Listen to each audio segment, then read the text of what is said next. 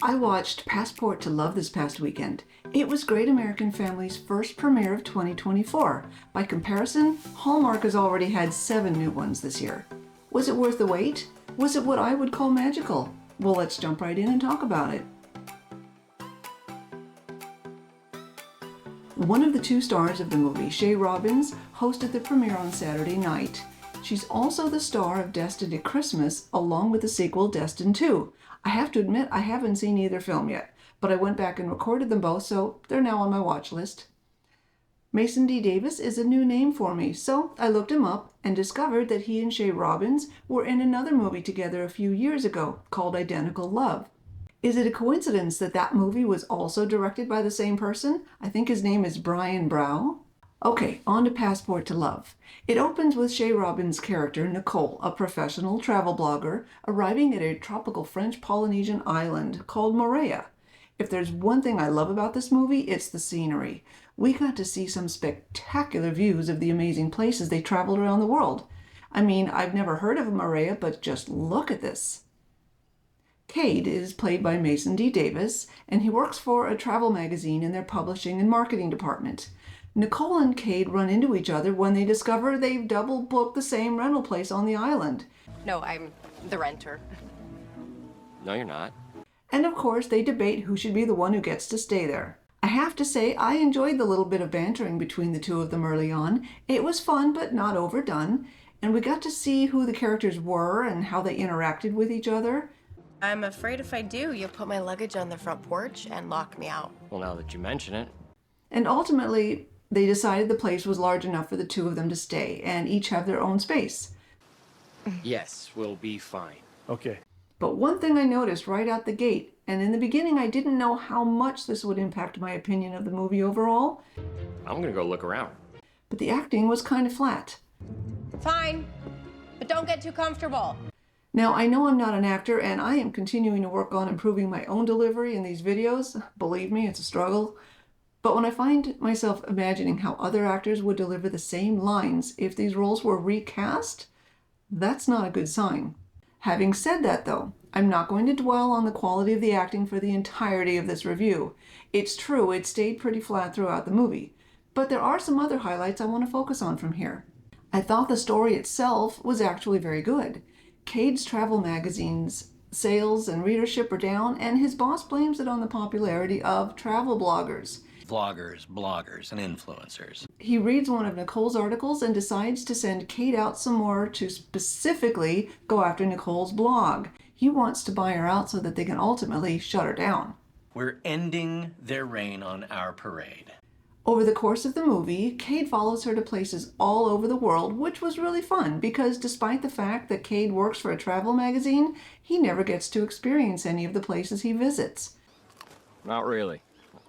I don't get to really enjoy it.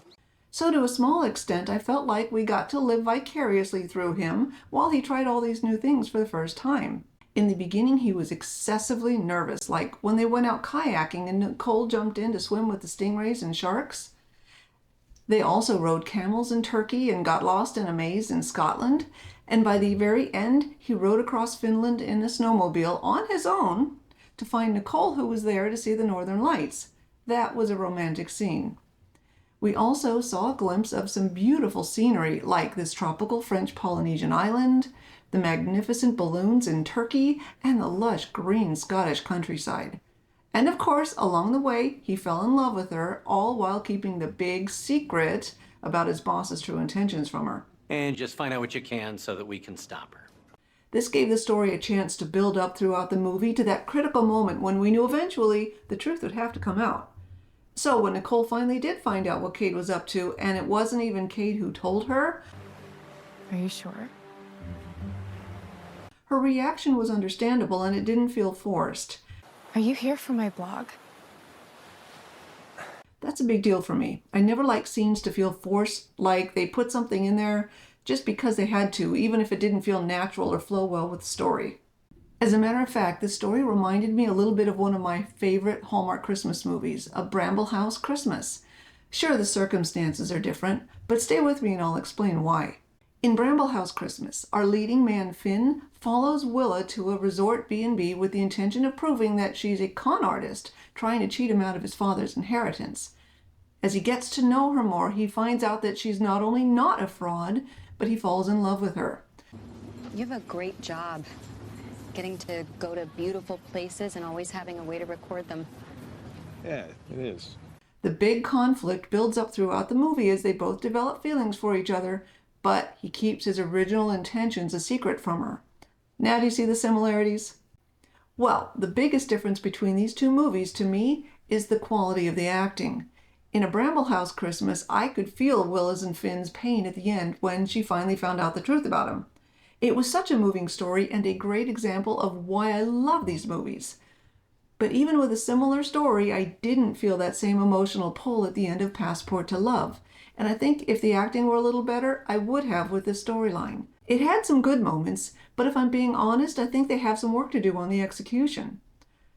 So how do I rate this one? It starts with a good story, it has some great scenery, and we get to join them on some fun excursions while they travel the world. But coupled with the flat acting, were these enough to make it magical? Perhaps. It's certainly more magical than one or two others I've seen recently. And yes, if it were on again, I'd probably watch it. So with all these in mind, I think I'll give it a rating of 3.5. That extra half I'm giving it is because it was always very clear to me, despite the quality of the acting, that this was first and foremost a love story. So what did you think? I'm a little disappointed that while the Great American Family Movie app lets you submit reviews, I haven't found a place to read any yet. As always, please share your own thoughts and opinions on this movie right here in the comments below. I'm interested to find out how many of you agree with me and who has a very different opinion this time. I'm always open to a fun discussion. Well, I think that wraps up my thoughts on Passport to Love. Thank you so much for watching this episode of Magical Movie Club. If you like this and want to see more, please subscribe to our channel and consider following us on Instagram at Magical Movie Club and on Twitter at Magical Movie Club with no U. You can find those links below in the description, as well as links to the preview and the movie page for Passport to Love at GreatAmericanFamily.com. We'll see you next week to chat more about our favorite magical movies. Thank you.